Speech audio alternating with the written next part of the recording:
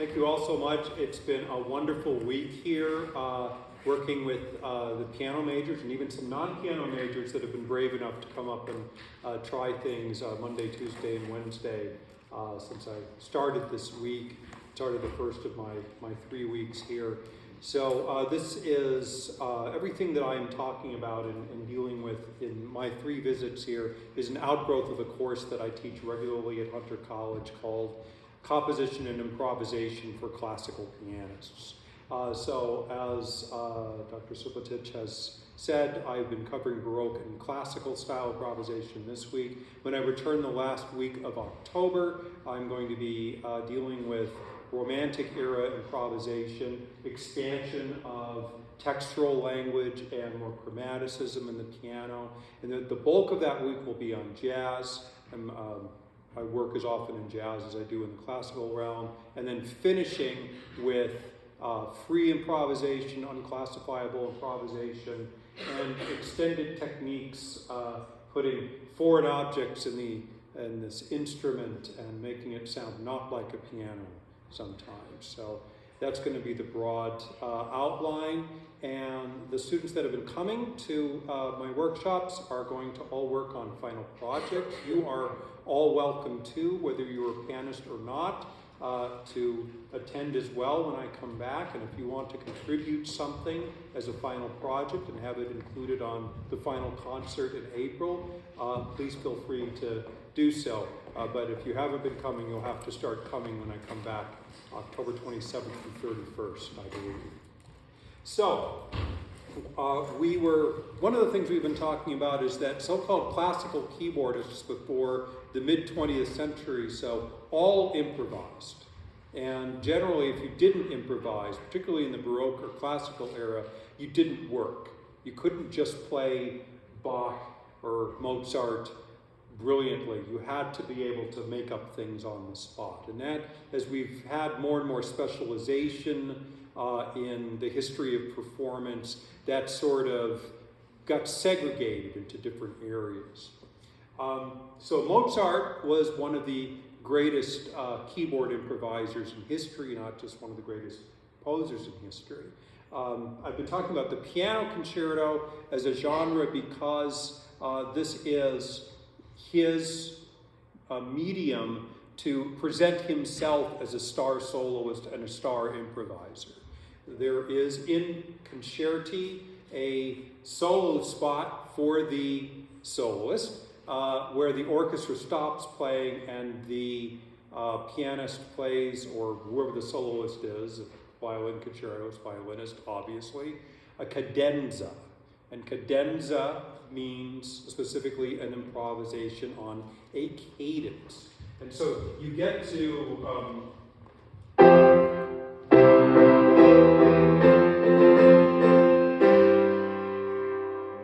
1-6-4 chord, and there's this elaborate improvisation, and it's technically an improvisation on the final cadence of the movement. So Mozart improvised all of these. And for some of the pieces that he planned to have published, he wrote out cadenzas so that other people could play them. For some of his really important piano concertos, we have no surviving cadenzas from Mozart. And that's one of the ones I'm going to talk about today. One of his most remarkable piano concerti, the concerto in C minor. Mozart wrote about 25 piano concerti, and only 2 are in minor keys. 23 are in major keys. So that already makes this a very kind of exceptional piece. There's a D minor concerto that's played a lot, and this C minor concerto here that's actually played a lot less for reasons I'm going to get into. In the last class, we worked on an earlier concerto of Mozart's in C major that's more typical of what we consider Mozart's style. It's fairly diatonic most of the time. It's not very chromatic. There are lots of sequences happening all over the place. There's lots of exuberant scales and arpeggios and whatnot in the solo part. And I work with some of the students on improvise in the style, possibly improvise a cadenza. This piece is very strange and wonderful and shows the experimental side of Mozart. With this piece, we not only don't have a surviving cadenza, but the score is basically a chart in essence. It's a little sketchy. He was in a rush to get everything put together. The orchestra parts and the orchestra score, everything is written out and done. But the piano part, in a lot of places, has just enough information for, basically for him to figure out the harmonic outline and so forth. And then he would add a lot of the arrangement to it. So if you play this concerto and you're a pianist, not only do you have to either find someone else's cadenza to play, because lots of people wrote cadenzas for this concerto, as we will see. But you have to fill in some of the really spare and hollow parts in the piano part itself. The opening of this piece is really remarkable in and of itself. So here's the very opening. This is the orchestra part that you see here.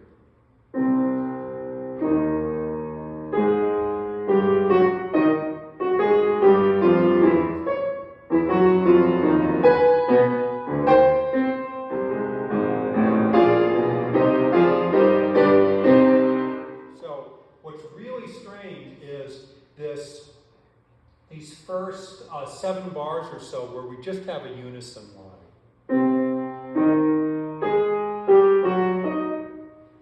It's really, without any harmonies coloring that, it's really harmonically vague. It almost sounds like it could be the beginning of a Schoenberg 12-tone row or something. So it's really experimental.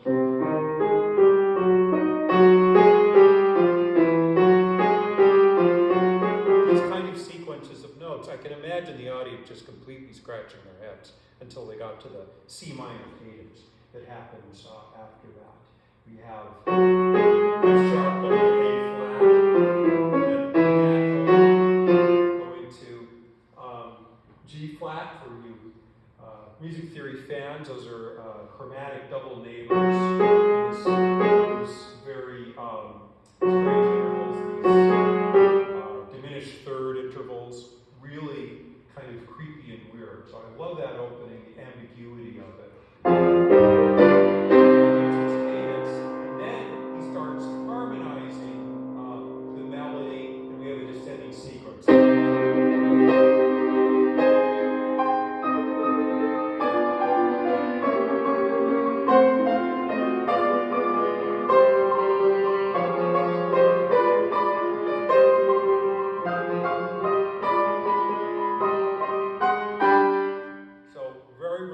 Very, very intense, very chromatic writing.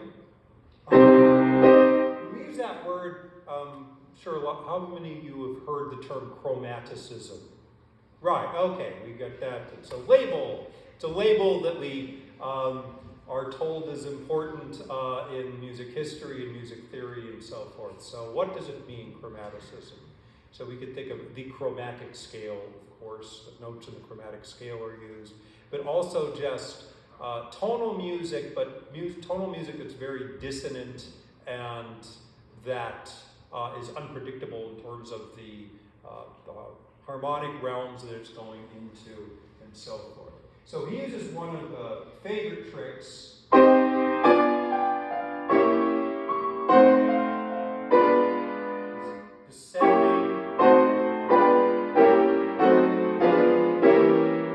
Seventh chords moving up and down chromatically, which is, a very scary sound.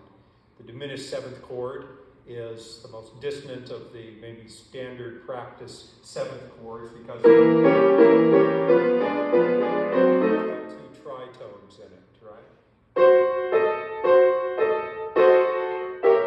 It's the interval of the devil that you weren't allowed to use in the if you're writing music for the Catholic Church in the medieval period. Right? Totally nice evil sounding interval. So he creates a lot of tension with this piece. We'll just go through some of the basic thematic kernels in it. So that opening is very complex. We get this opening theme that's pretty complex. And then we get a very simple theme after that. You see these, after a big cadential sweep, these 3 repeated notes, the last 2 measures on this page, the 3 Gs going up to an A flat, and then he sequences that upward. It's much less elaborate than the previous, than the opening melody.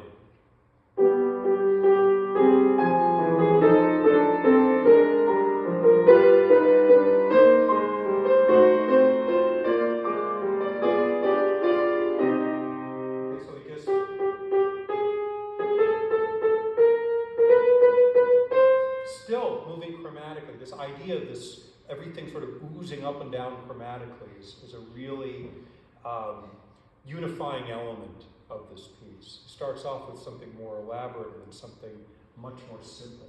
So those of you that have been in the with me in the class, I've mentioned as a departure point when you're improvising in this kind of material, look first for the simplest melodic stuff. This would be a great thing to improvise on because it's just basically repeated notes. Finally, later on in the exposition, before the soloist enters, we get a lyrical melody in a major key. So this is the middle measure of the second to last system of this page. And it also has a pretty simple outline to it.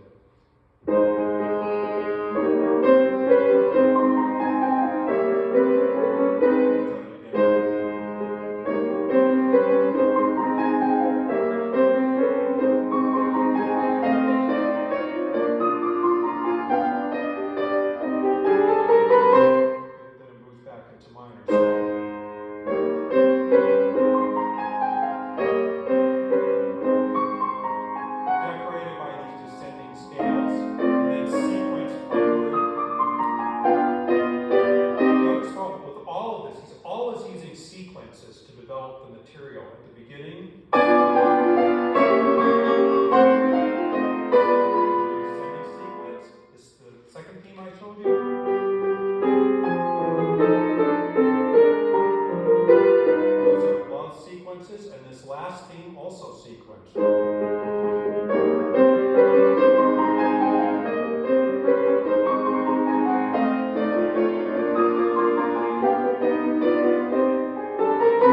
Mostly by secondary dominant chords. And so it's a big element in his language. Now, what do we see in the piano part when the soloist enters? So here's the big solo entrance.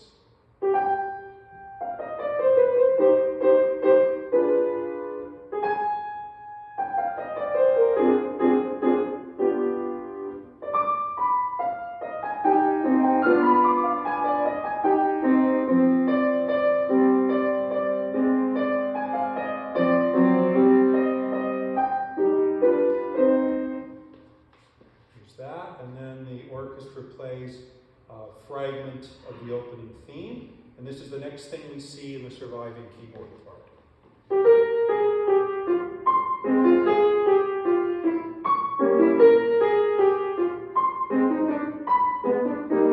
And so forth. So that's very thin, right? Very, very thin writing. And this is an indication of what we have surviving from the score. It's just basically an outline for the pianist to play. So the pianist has to find, the soloist has to find really, and I've heard it played it this way a lot, and it's really not the intention. You have to be kind of a co-composer. So instead of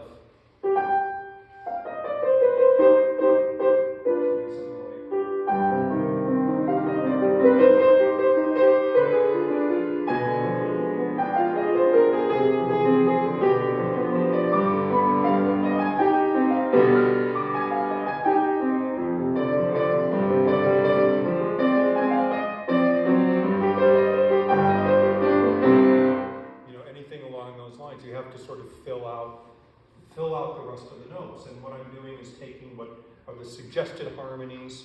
I didn't premeditate what I was going to do there, but taking the suggested harmonies and and then adding arpeggios and different registers and so forth. And then you get the next passage here that's also very thin, where you see the soloist re-enter.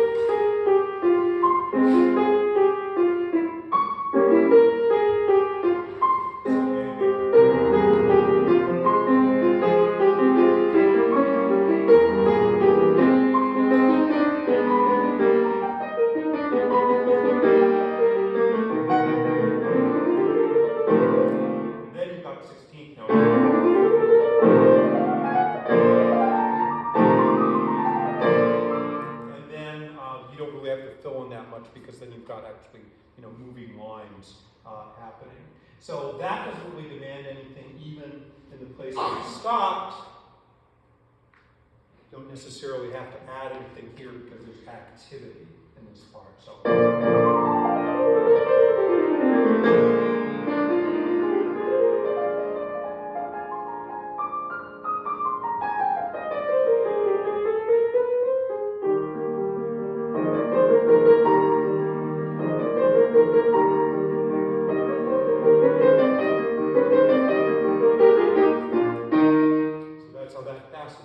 And when I played this piece, I've never felt any desire that I have to add anything to that part. But there are other parts, again, where the writing is extremely thin, that it feels kind of naked, it feels kind of basic, where I feel like I have to add more stuff. So what I want to do at this point, because I've actually pretty quickly, you see all of the important material in the piece that he continues to develop and spin out. We see that in pretty much from the beginning to where I've stopped at this point. We're only about halfway through the first movement. So I want to look at two cadenzas by different composers. There are, about 40 cadenzas that I know of from different composers for this particular piece. And so the first one is by Johann Nepomuk Hummel. So we're going to look at that. This is a cadenza that's often published in editions of this piece. So Hummel's dates are 1778 to 1837. So he overlaps Mozart's life, but he's sort of half a generation later. He was how many people have heard of Hummel? Small contingent. So we don't really learn about him in standard music history class. He's thought of as sort of a B composer. But I feel like he's a really underrated composer. He studied with Haydn and Salieri. He wrote 10 piano sonatas and fantasies. Hummel himself wrote 8 piano concerti. And Beethoven held Hummel in such high esteem that he requested that Hummel play something of his own at Beethoven's memorial. So that's some testament to how Hummel was thought of in his own time. So let's see what somebody who is not Mozart does when writing a cadenza. And somebody who is, really a contemporary Beethoven, not a contemporary Mozart, born in the same year as Beethoven. Let's see what he comes up with. So I'm going to sort of stop and start through this cadenza.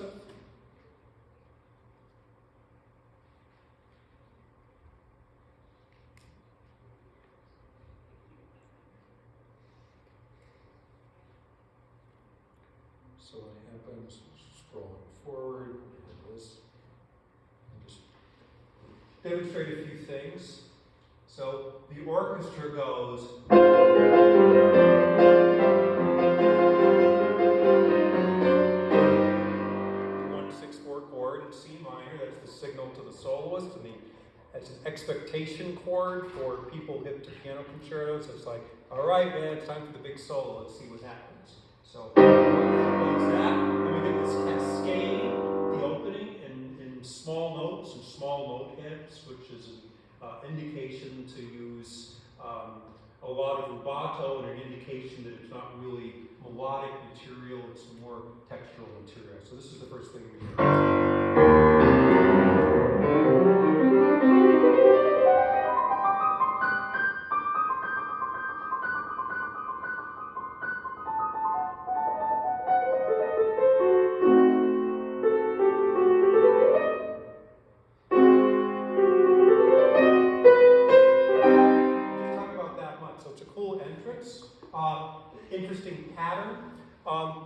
talked with the pianists in my class about different kinds of arpeggios, flourishes, different kinds of patterns that are really you can call upon to use in your own improvisations and in even in just composition.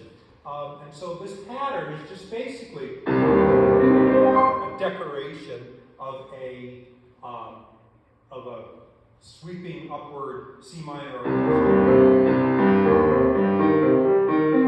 There's that sort of going back and forth. The lower chromatic neighbor. So it's a cool pattern. Sounds cool.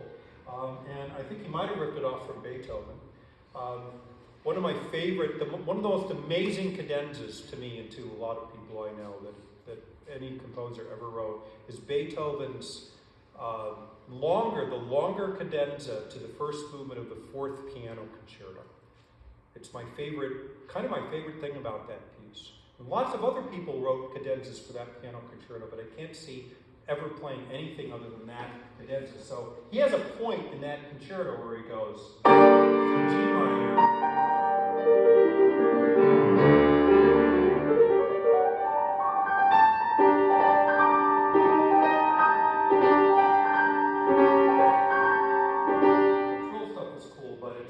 It's what you heard me play upward. And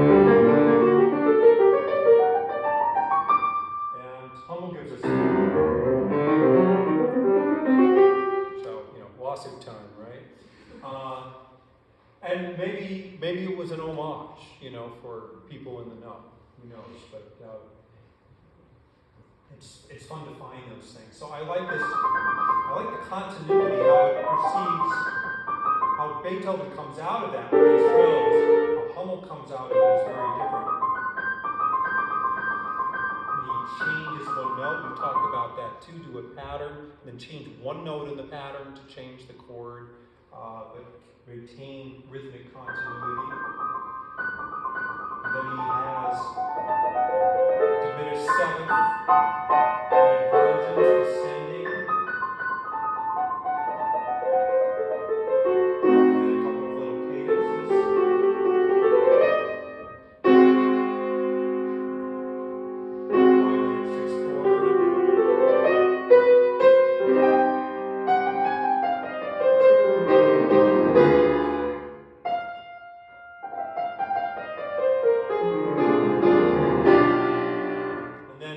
The main theme, but adds arrangement aspects to it that are different than in the main theme with these descending scales you see here. And then he does something starts doing something really complex. This very contrapuntal writing that would be actually very hard to improvise. And we have, as we get further into the classical era, into the Romantic era, cadenzas start sounding less and less like something that could be improvised and more like something that has more structure to it. But let's check out this part, which is really kind of amazing writing. So after that,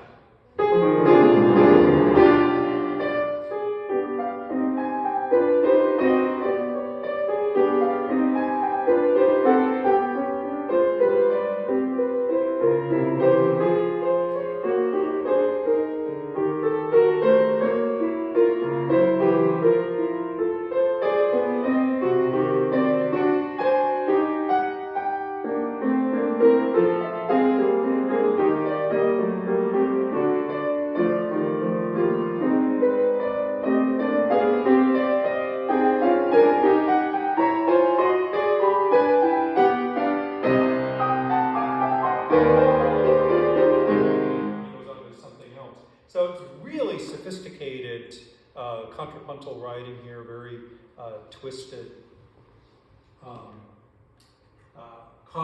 chromatic contrapuntal writing, and he eventually settles into a sequence, a descending sequence, and the fourth measure, the second to last system. I'll start at the beginning of that system again.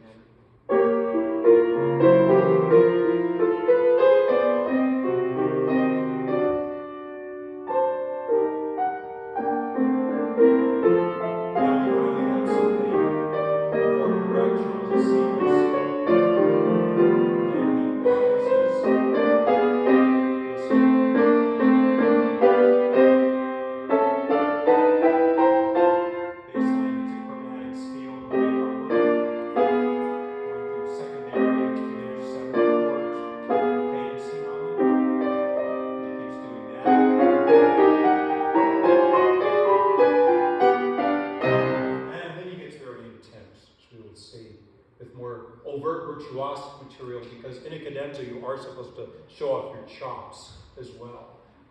So now he decorates this. We have the theme in the left hand, starting with the last measure of the page that's elapsing here.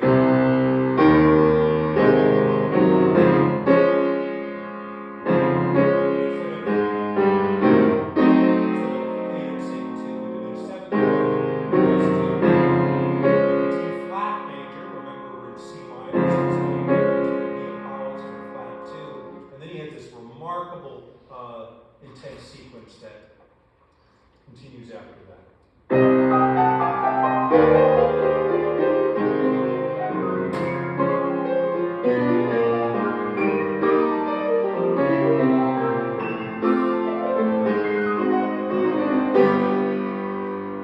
Okay, so that is really beautifully done. Let's look at that rising line starting in the second measure of the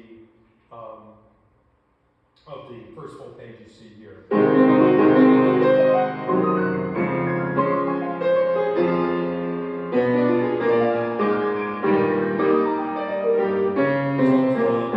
It's quoting that fragment of the theme, and there's all this cascading 16th notes happening on top of that.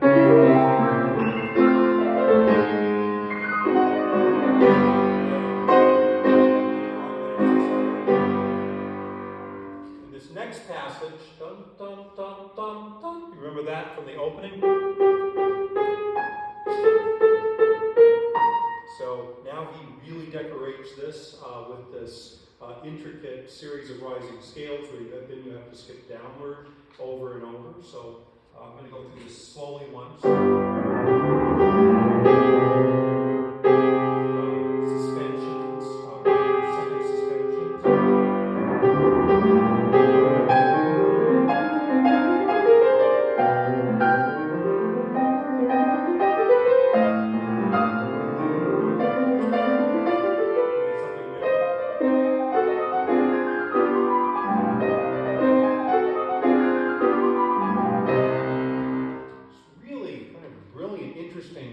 Intricate writing, such imagination and such complexity, and all is quoting parts of the theme. The part I just ended with.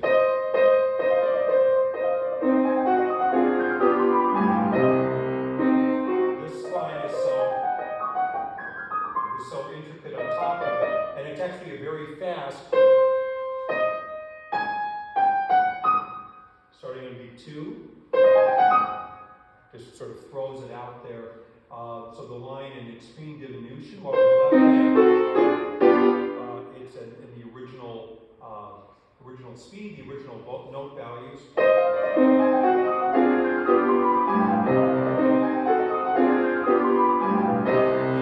little bit more straightforward sequence after that.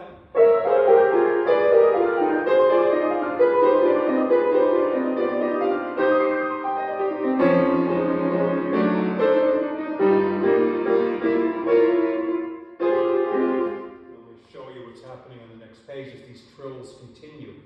When you finished a cadenza, and since they were improvised, you had to have some way of showing the orchestra an indication of when they were supposed to come back in, because you didn't know how long you were supposed to solo. And so usually it was just a simple trill.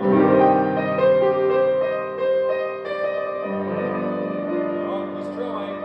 And go back into it. But it became often a lot of very decorated trills. So we have these trills just rising, and the left hand jumping over the right hand in this trill passage.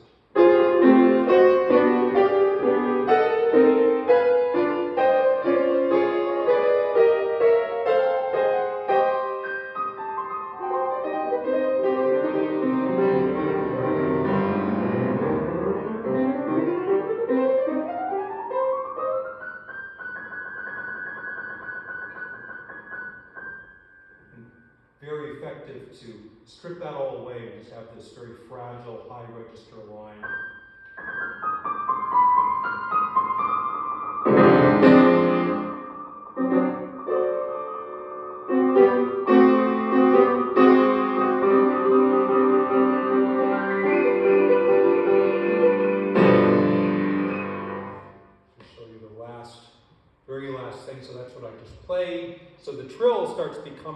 doing variations on the trill.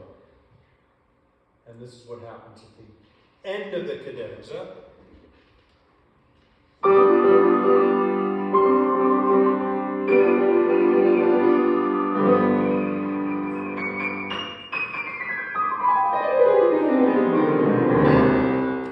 So just a scale going down and then a massive final note. Those kinds of cadenzas often, not infrequently, end with something like that, and can be a little bit difficult for the orchestra to know exactly when the pianist is going to finish this very arrhythmic cascade going downward. So my solution for you pianists who've come up with this is actually create sort of a fake pulse with it.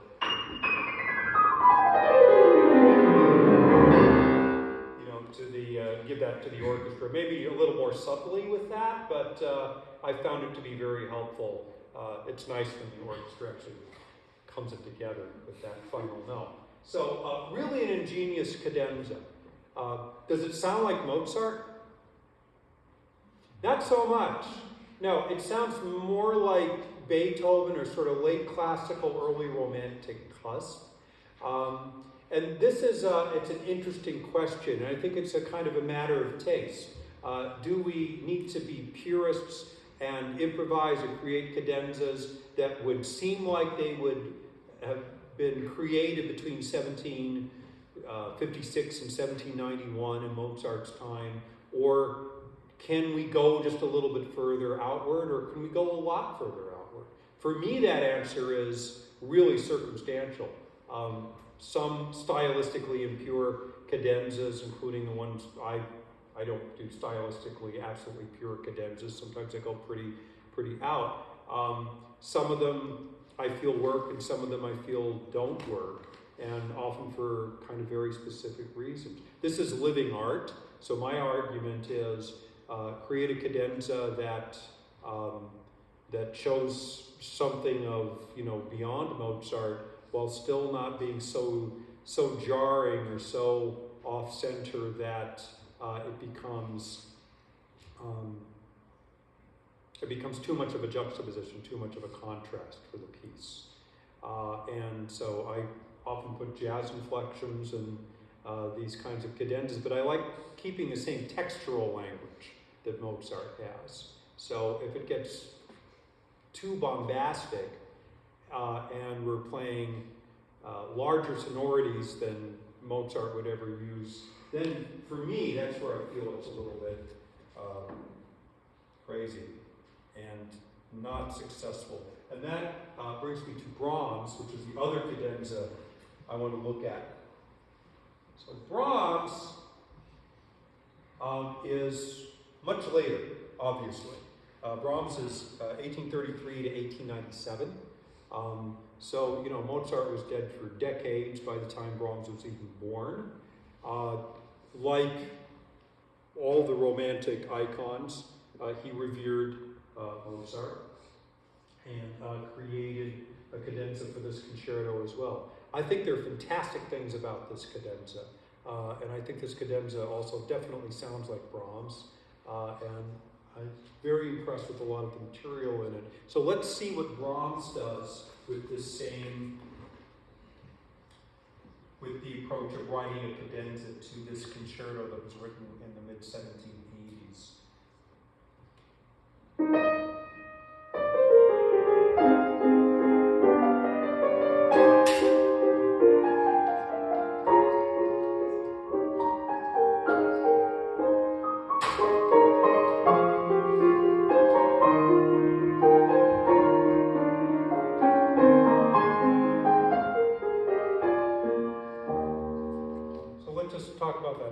It's a gorgeous opening, just on its own terms. Just on terms of creating a kind of fantasy from themes in the Brahms, the Mozart C minor concerto. So he's immediately starting, and he's vague about the key. He's not really establishing the key. It's got a major key quality to it, because the first harmony we hear is A flat major. Registrally, it's cool, requiring crossing of the hands.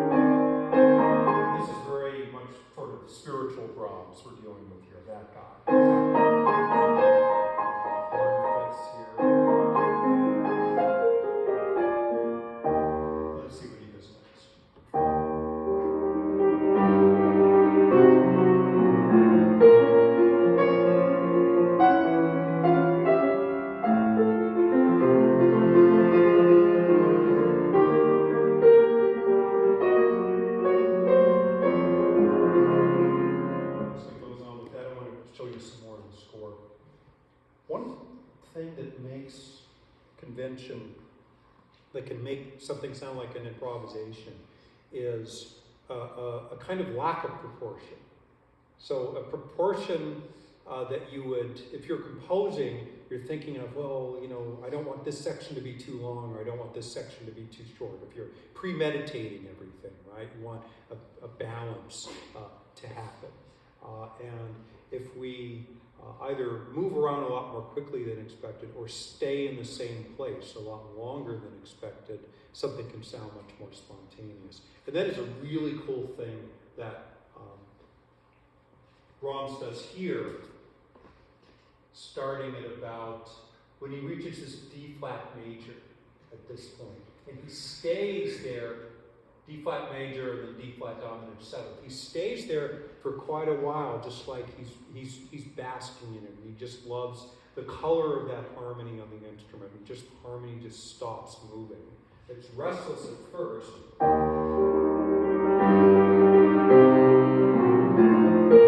love how he again overlaps things here.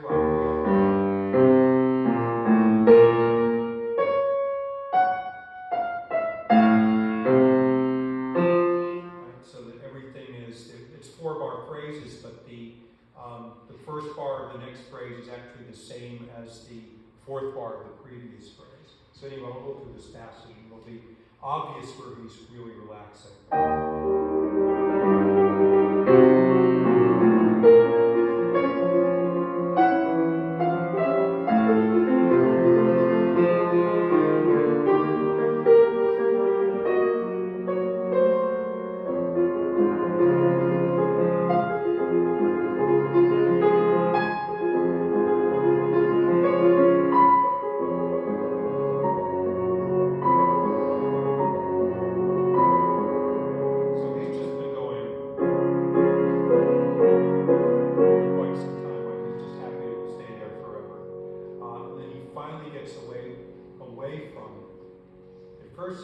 He just loves the D flat major. He's going to expand it. Expand the register. You can imagine noodling like that for a while.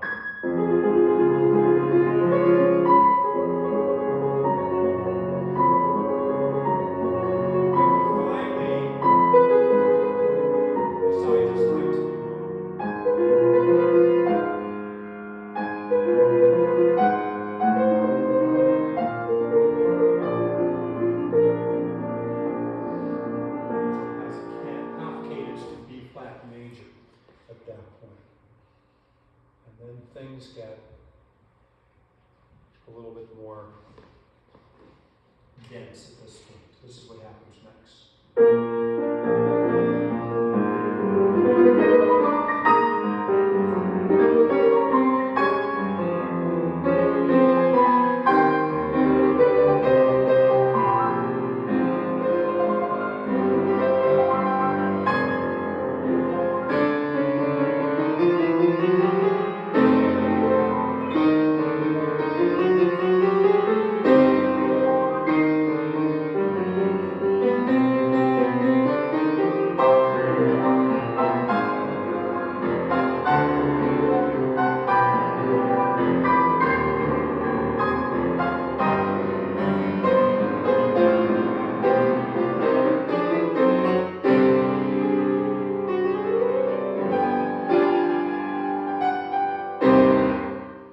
So, I like how he started this, but he kind of loses me at the end.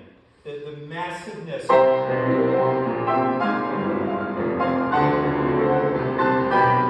these sonorities, these huge...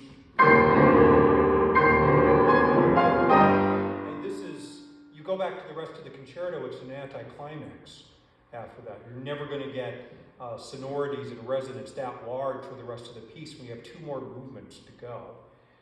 So I think he kind of went off too explosively at this point. It's a matter of taste, of course, but to me it's why it's unfortunate that this cadenza doesn't work, and I've considered playing it before in the piece, but I just, I would want to strip down, the ending myself. But again, it's a matter of taste. You might feel that, okay, we can have this massive explosion that's not by Mozart. It just feels like Brahms is trying to outdo Mozart or something in a way. Yeah, I don't really want that. Okay, it's like a little bit of upstaging. So that can be a problem with these cadenzas too. There's a cadenza by Busoni that's even thicker and wilder and more resonant for much longer periods of time and much more dissonant. And again, it just feels like too much of a weird juxtaposition away from Mozart. So that one is, I like these pieces in a way as if you think of them as fantasies on the concerto. I've actually programmed some of these cadenzas before, just playing them as solo pieces and adding cadences to them, because there's such cool things that happen in them. And finally, for you, anybody joining the class and creating a project for it, as you know, I've said, for those of you who are in the class, and for those of you who are thinking of joining the class, the final projects can be in any style. Since we're going to be covering, we have covered, started with Baroque music and going all the way to the present. It could be juxtapositions of styles, it could be unclassifiable styles, or it could be something more pure. But I have an assignment here that I've used in my class. If you want to compose a Mozart cadenza, that's actually a required project in the class that I teach. Everybody has to write one. And so these are some of the parameters I have. Since we have 5 minutes, I want to leave time for questions and everything. I won't go over it, but these are all in the Dropbox link to the class materials. If you don't have them, have that link. I know some of you do and some of you may not. Dr. Subotic can continue to disseminate it and get it out there to everyone so that everybody can view these things and download them. I have a lot of jazz handouts previewing what I'll be covering in October as well. So a lot of different stylistic things. So this is sort of different kinds of ingredients, suggestions, ideas to use as a departure point to write your own Mozart cadenza if you want to write it. And then I talk a lot about I go through some of the main thematic material, both the C major and the C minor concerto in the handout. So you can check it out, view it in the Dropbox link if you have it and or when you get it. Yeah, so I've had a blast this whole week. I've had a blast for this hour. Any questions or comments? Yeah, a lot to digest. Yeah, for sure. Oh, yes, hey. Yeah, I'm just curious, could you give some examples of how you would incorporate jazz figurations and different things like that without kind of overshadowing? With in the context, say, of a Mozart cadenza? Yeah.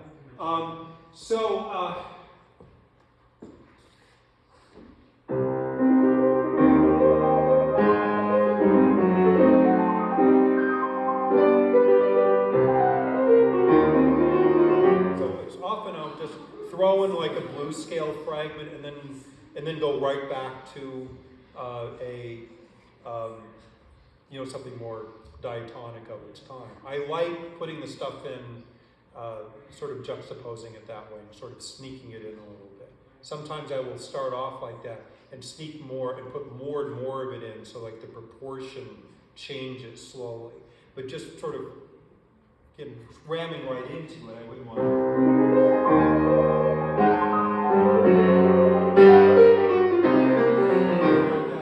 That would be a parody, yeah, it's all about how you get there, and I like sort of showing a kind of evolution from one state to another, if I can. Any other questions or thoughts? Yes? So, as you just added the jazz into the Mozart, will there be any instances where you probably mess around with the voice and add in the classic extensions for jazz chords, such as the Yeah, sometimes I'll do that. I'll try to do it a little bit more, additively. So if I'm,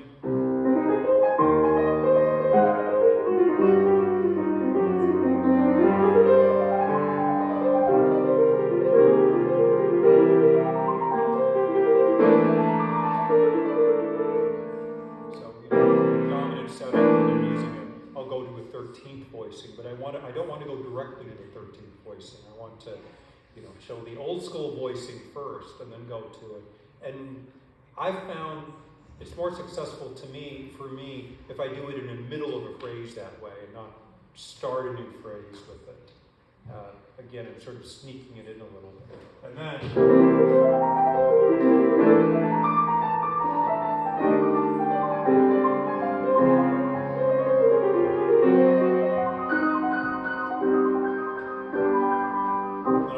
I'll go back to it.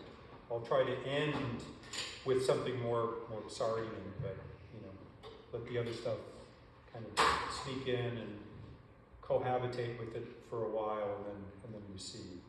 And that's through a lot of trial and error and a lot of experimentation. But yeah, so that's a really good question. Anyone else? All right. Yeah.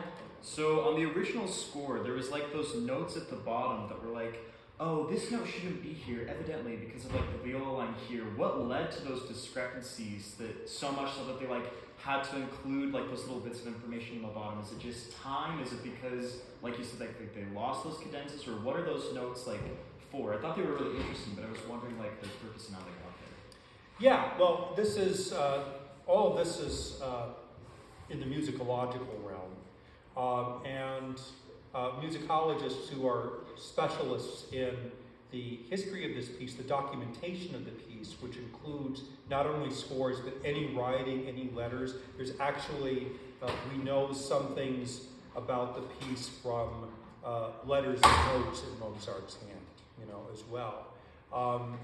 And sometimes it's just probable errors in the score where there's like an inconsistency where something comes back in the recapitulation and it's not the same, like one note is different sort of arbitrarily than it is in the exposition, and it somehow doesn't seem like that, that would be the case. So some of it is speculation, some of it is, it's based on documentation where they'll say there are notes in the viola part, say the violin, second violin's doubling viola, and the viola line is different than the second violin line. So they're all different kinds of ways that one can, arrive at that kind of evidence. You have to be careful not to go too far back, though, because there are 19th century musicologists that sometimes took a little bit too many liberties and would erase dissonances in Beethoven and Chopin with the rationale that, he couldn't have meant this. This would have been far too advanced for his time. He must have meant, this chord instead. There's a famous example of that. I want to see if I do it the right way. For pianists.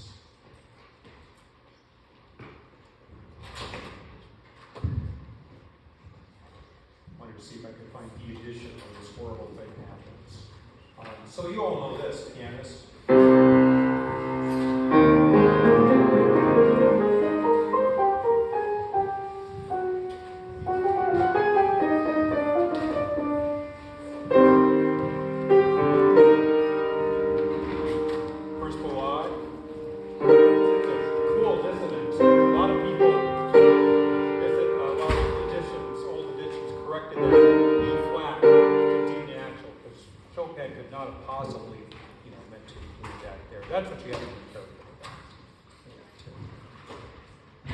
Thank you all so much. It's been a blast.